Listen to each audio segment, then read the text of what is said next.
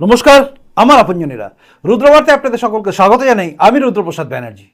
খুব সরলীকরণের চেষ্টা চলছে 2024 লোকসভা নির্বাচনে পশ্চিমবঙ্গে বিজেপির হারকে। বাংলার মানুষ 1000 টাকায় বিক্রি হয়ে গেছে, 1200 টাকায় বিক্রি হয়েছে। এটা যেরকমভাবে আংশিকভাবে সত্যি, ঠিক তেমনি বিজেপি যে সাংগঠনিকভাবে দুর্বল সেটা কিন্তু ধামাচাপা দেওয়া যাবে না। আর সেই ধামাচাপা না দেওয়ার জায়গাটাকে সামনে নিয়ে আসার দায়িত্বটা হয়তো কাউকে না কাউকে নিতে হবে। আমি জানি এই বঙ্গ বিজেপি কখনোই নিজেদের দোষ সামনে আনে না, তারা চেপে যায়, কারণ সুচতুরভাবে আড়াল করে দেওয়া হয় নিজেদের ব্যর্থতাকে। আমি সেটাকে তুলে ধরছি আপনাদের সামনে। অনেকে আমাকে খারাপ ভাবতে পারেন, কিন্তু আজকে আমি প্রমাণ সহ আপনাদের দেখিয়ে দিচ্ছি কিভাবে বঙ্গ বিজেপির সাংগঠনিক দুর্বলতা একটা লোকসভা সিটকে হারাতে পারে, কিভাবে ব্যর্থ করে দিতে পারে সমস্ত পরিকল্পনাকে, কিভাবে সমস্ত স্বপ্ন আশা, যেটা নরেন্দ্র দামোদর দাস মোদি মানে মোদিজি বা আমি যাকে বলি সন্ন্যাসী রাজা, তার স্বপ্ন টুকরো হয়ে যায়। কেন? তার পেছনে থাকে আসল কারণ, সেটা হচ্ছে সাংগঠনিক দুর্বলতা। শুধুমাত্র মোদি ঝড়ে বেরিয়ে যাওয়ার চিন্তা করা বঙ্গ বিজেপি সংগঠনকে সাজায়নি, শুধুমাত্র নিজেদের তাবেদারি করা কাছের মানুষকে দায়িত্ব দিয়ে দিয়ে আজকে খোকলা করে দিয়েছে পুরো বিজেপিটাকে। সাংগঠনিকভাবে দুর্বল সমস্ত লোক আজকে বিভিন্ন প্রান্তে দাঁড়িয়ে আছে। তারা কেউ জেলা সভাপতি, কেউ মণ্ডল সভাপতি, তো কেউ অন্য কিছু। আর এগুলোকে আপনাকে যদি বুঝতে হয়, তাহলে তথ্য প্রমাণ দিয়ে আপনাকে আমি তুলে ধরছি। আপনি বুঝে যাবেন যে কতটা সত্যি, কতটা মিথ্যে, কোথায় সাংগঠনিক ভুল আর কি বা চক্রান্ত। শুরু করি, ধৈর্য ধরে শুনবেন। এই রাজ্যে 42টা লোকসভা কেন্দ্র, তাই তো? 42টা লোকসভা কেন্দ্রকে পুঙ্খানুপুঙ্খভাবে বলা এবং প্রত্যেকটা জেলায় কি কি হয়েছে না হয়েছে বলা আমার পক্ষে সম্ভব নয়। তবে আমি যেখানে আছি সেই জায়গার উদাহরণ যদি আমি আপনাকে তুলে ধরি প্রমাণ সহ, আপনি বুঝে যাবেন আপনার জেলায় কি হয়েছে বা কোন লোকসভায় কি হয়ে চলেছে। শুনেছেন আপনি সৌমিত্র খামা বলেছে বিজেপির অবস্থা সম্বন্ধে, এমনকি বিভিন্ন নেতা যারা জিতছেন তারাও বলছেন, যারা হেরে গেছেন তারাও বলছেন সাংগঠনিক দুর্বলতার কথা। খারাপ লাগে, কারণ সাংগঠনিক দুর্বলতা নিয়ে আমি বারংবার সবাইকে জানিয়েছিলাম যে সাংগঠনিক দুর্বলতা আছে সবাইকে, সবাইকে মানে কিন্তু সবাইকে, কিন্তু কেউই গা করেনি। কারণ ওই যে বলে না, আমার তো কোনো সেরকম পিছনে স্ট্যাম্প নেই, আমার কথা কেউ নেবে কেন? তাবেদারি করা কিছু লোকের কথা শুনে এগিয়ে যাওয়া বিজেপি আজকে মুখ থুবড়ে পড়েছে। অস্বীকার করছে অনেকে। সুকান্ত মজুমদার বলছে, শুনছি, আমি দায় নিয়েছি, ছেড়ে দিন পদ, এছাড়া রাস্তা নেই।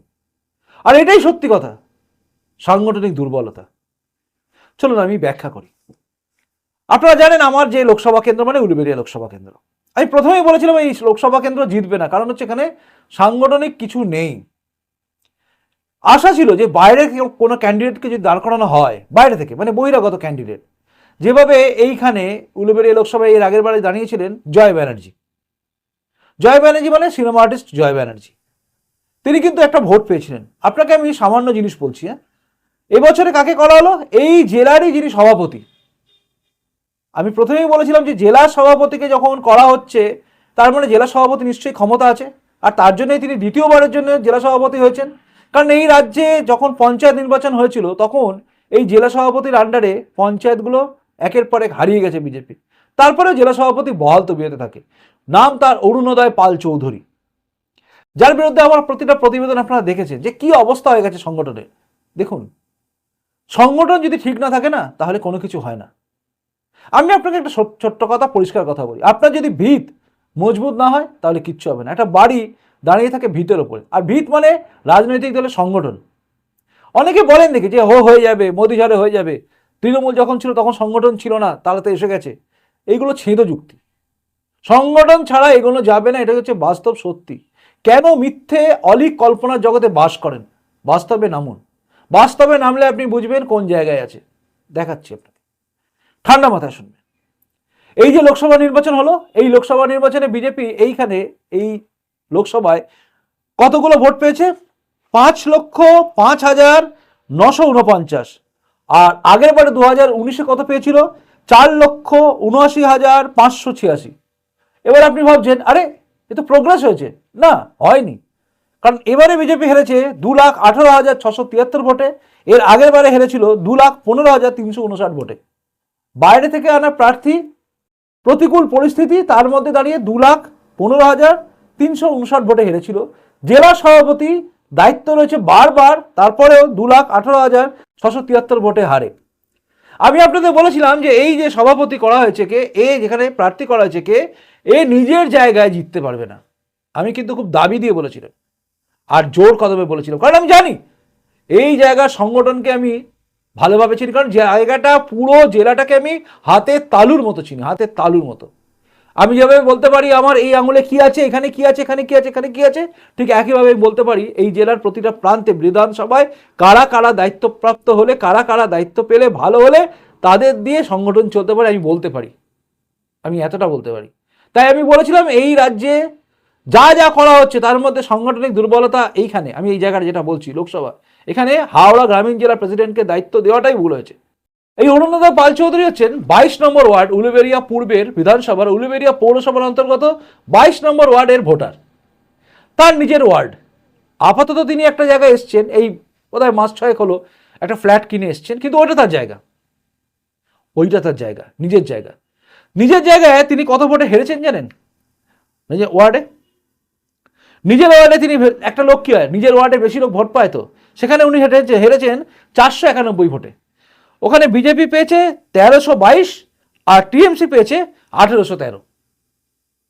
491 ভোটে ওই ওয়ার্ডের লোক কিন্তু হারিয়ে দিয়েছে, যেই ওয়ার্ডে তিনি ছোট থেকে বড় হয়েছেন, থেকেছেন, সবকিছু করেছেন, অরুণোদয় পাল চৌধুরী।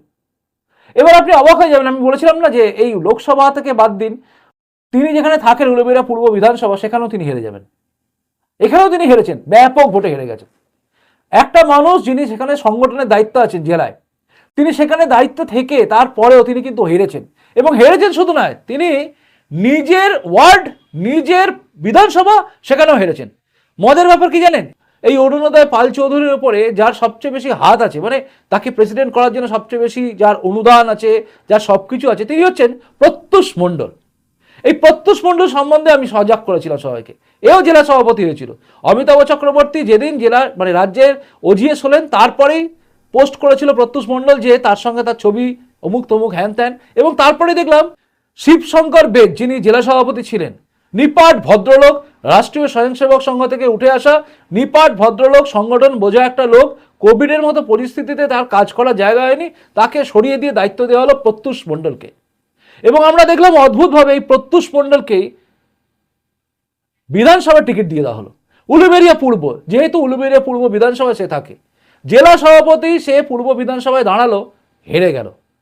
তখন আমি অনেককে বলেছিলাম এ জিততে পারবে না, কারণ সংগঠনে জানে না, তেল দিয়ে উঠে আসার লোক, আর তেল দিয়ে উঠে আসা কাছের লোক প্রত্যুষ মণ্ডল, তার কাছের লোক, কারণ 2021 হেরে যাওয়ার পরে ফোনে সুইচ অফ করে রাখা, কর্মীদের হাতে মার খাওয়ার অবস্থায় পৌঁছে যাওয়া প্রত্যুষ মণ্ডল বুঝেছিল যে এই জায়গায় দাঁড়িয়ে ওই জেলা পার্টি অফিসে দাঁড়িয়ে তার রাজনীতি করা যাবে না।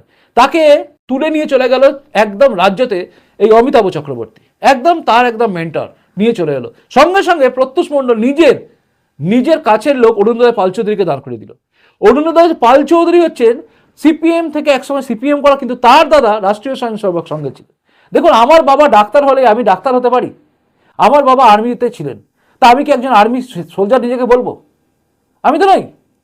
ঠিক তেমনি দাদার জায়গায় ভাই, দাদা মারা গেছেন, তার জায়গায় তার স্ত্রী মানে বৌদিকে প্রার্থী করা হয়েছিল, কিন্তু তারপর অরুণোদয় পাল চৌধুরী তিনি চলে এলেন বিজেপিতে, এবং তারপরে ওই বৌদিকে নিয়ে প্রচার করার সময় বিজেপিতে এলেন, এবং কার্যত দূরে দূরে থাকা ওই আছি নেই ধরি মাছ নাচুই পানি টাইপের থাকতে থাকতে জেলা সভাপতি, আর জেলা সভাপতি হয়ে গিয়ে তিনি খেলে দিলেন সেই জায়গাটা, যেখানে দাঁড়িয়ে বিজেপি সাংগঠনিক জায়গাটা পুরো ভেঙে তছনছ হয়ে গেল। উলুবেড়িয়া পূর্বের মধ্যে থাকা প্রত্যুষ মণ্ডল এবং এই অরুণোদয় পাল চৌধুরী থাকা সত্ত্বেও উলুবেড়িয়া পূর্ব বিধানসভা হেরে গেছে, কারণ সাংগঠনিক কিচ্ছু নেই।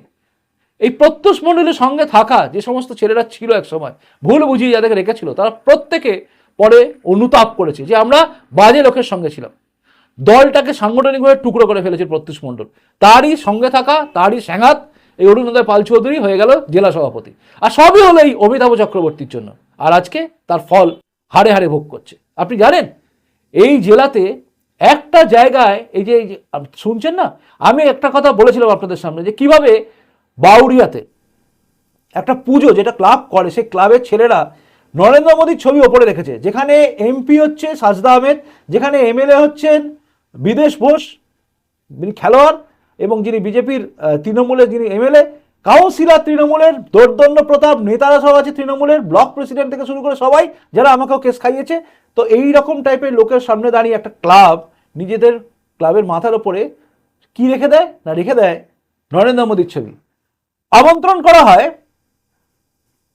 দিলীপ ঘোষকে, তিনি আসেননি, তার জায়গায় আমন্ত্রণ করা হয়েছিল ফাল্গুনী পাত্রকে। ফাল্গুনী পাত্র আসবো বলেও আসেনি, অপমান করা হয়েছিল চূড়ান্ত। তার পেছনে কলকাঠি ছিল অরুণোদয় পাল চৌধুরী এবং প্রত্যুষ মণ্ডলে।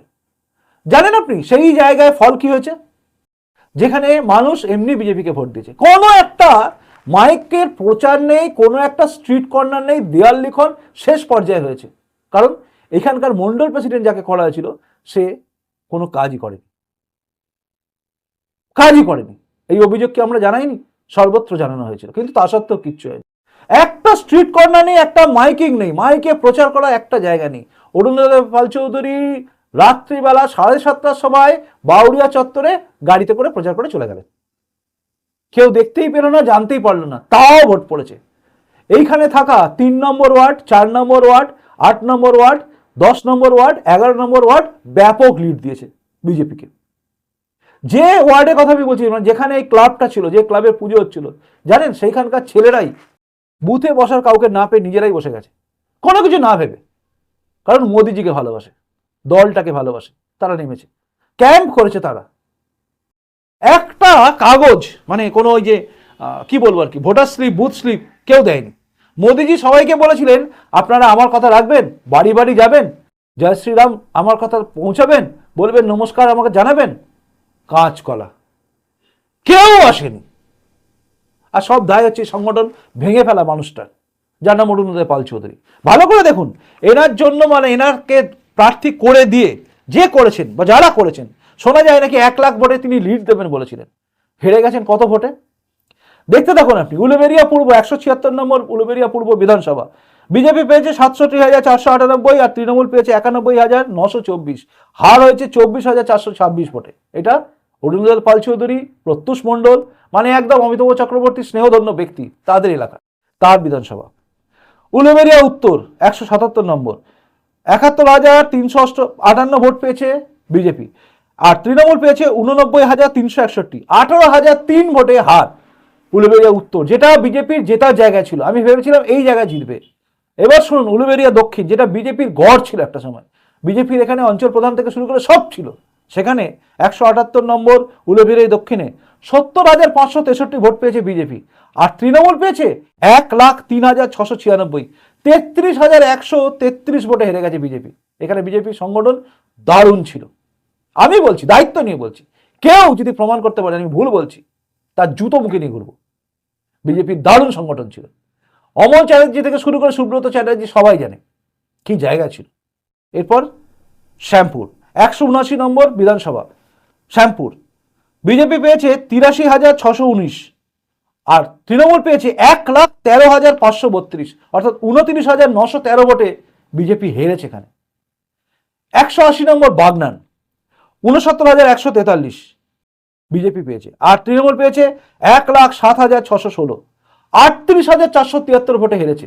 বাগনানেও এক সময় সংগঠন ছিল, বাগনানে এখনো আছে, বাগনানে ছেলে মেয়েদের পিটিয়ে ছাতু করে দিয়েছে, তাও তারা লড়ার চেষ্টা করেছে, কিন্তু সংগঠন নীল, পাশে দাঁড়ানোর লোক নেই, এই মানুষটা পাশে দাঁড়ানোর জায়গায় থাকে না।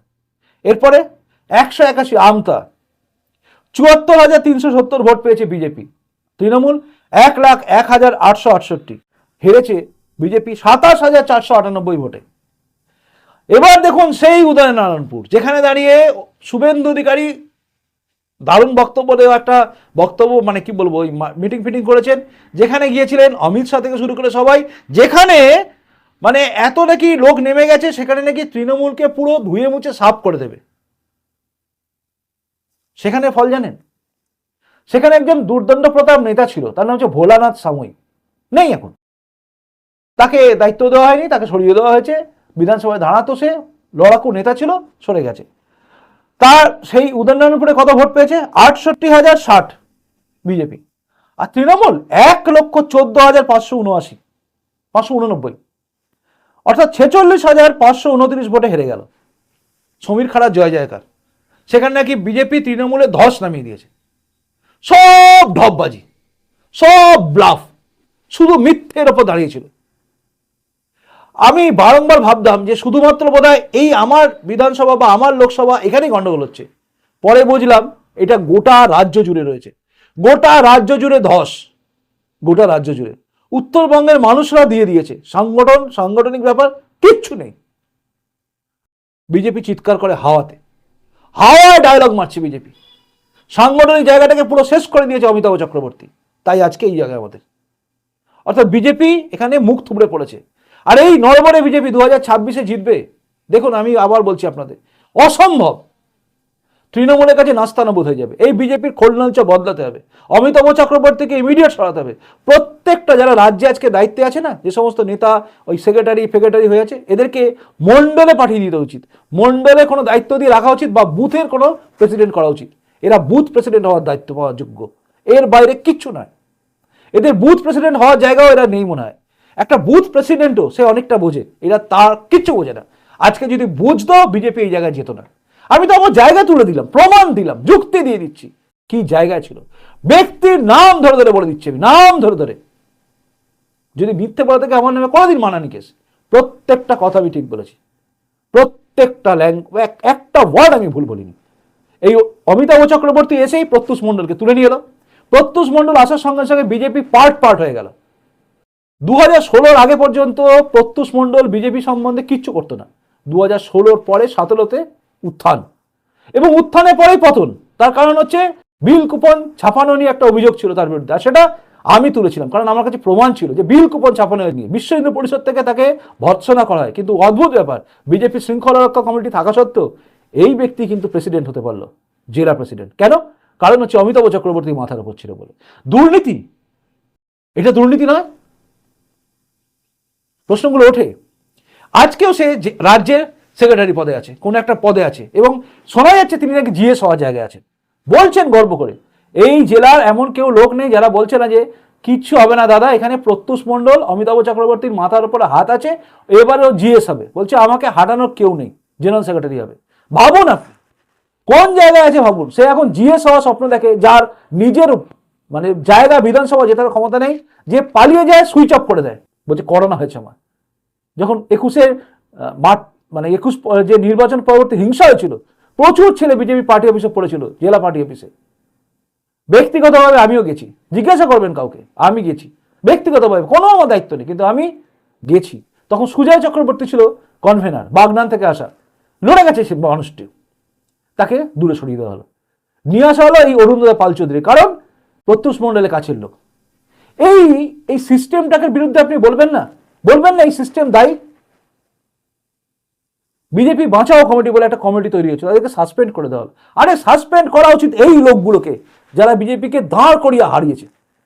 সংগঠনের নামে কিচ্ছু করেনি, খালি বসা, খালি সব ছবিতে পোস্ট করা, ফেসবুকে ছবি পোস্ট করা, একটা মিটিং নেই, একটা মিছিল নেই, কোনো মিছিল আমি দেখিনি। চিন্তা করতে পারছেন? আমি এতগুলো সময় দেখলাম বিজেপির মিছিল, ওই বড় বড় দুটো মিছিল, শুভেন্দু অধিকারী হাঁটলে গেল, বাকি মিছিল নেই।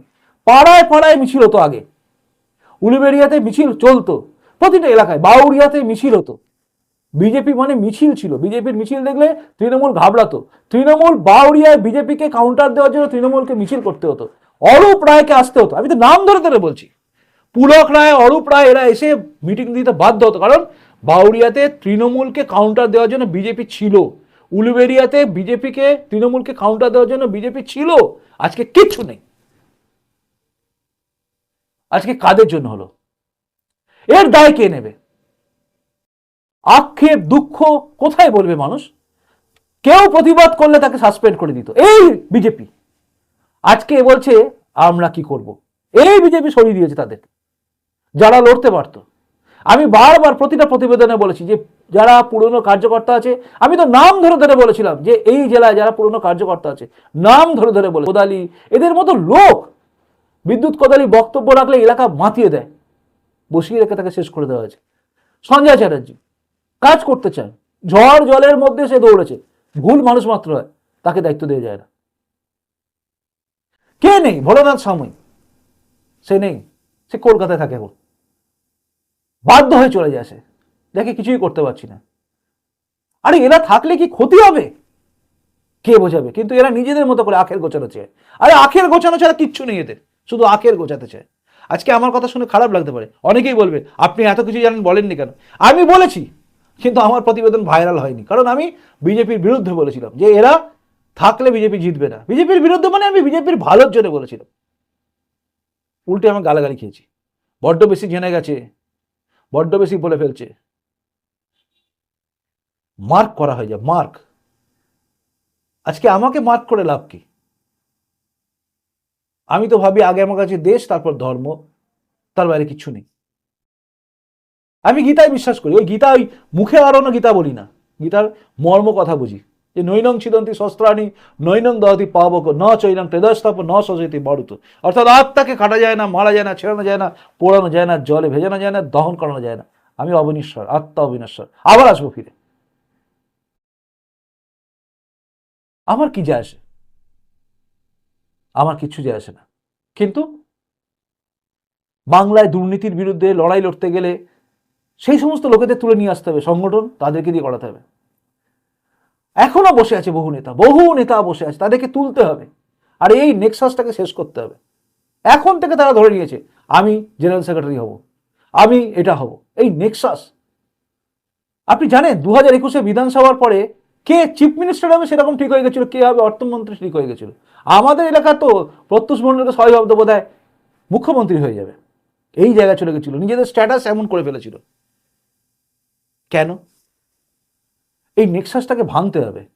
আমার কিছু যায় আসে না প্রত্যুষ মণ্ডল জেলা সভাপতি কেন রাজ্য সভাপতি হয়ে গিয়ে যদি কেন্দ্রীয় সভাপতি হয়, তাতে আমার কিছু যায় আসে না, যদি বিজেপি সাংগঠনিকভাবে ঠিক হয়।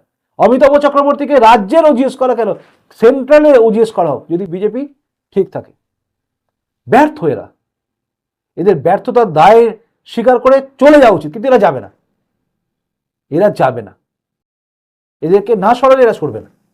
অদ্ভুত সিস্টেম।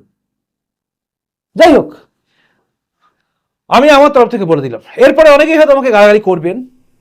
হুমকি আমার জীবনে জানেন সবচেয়ে বড় হুমকি কে দিয়েছে, কারা দিয়েছিল? আজকে তারা অন্যায় স্বীকার করে। আরে তৃণমূল কি হুমকি দিয়েছে, মুসলিমরা কি হুমকি দিয়েছে, কি সিপিএম হুমকি দিয়েছে?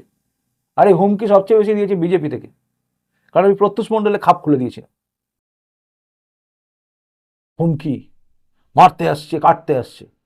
ওই বাল্মীকি হওয়ার প্রয়াস, রত্নাকর রূপ বেরিয়ে যায়, আর দেখে নেব কত দম আছে। কোথায় কাঁদবো, কোথায় দুঃখ করব?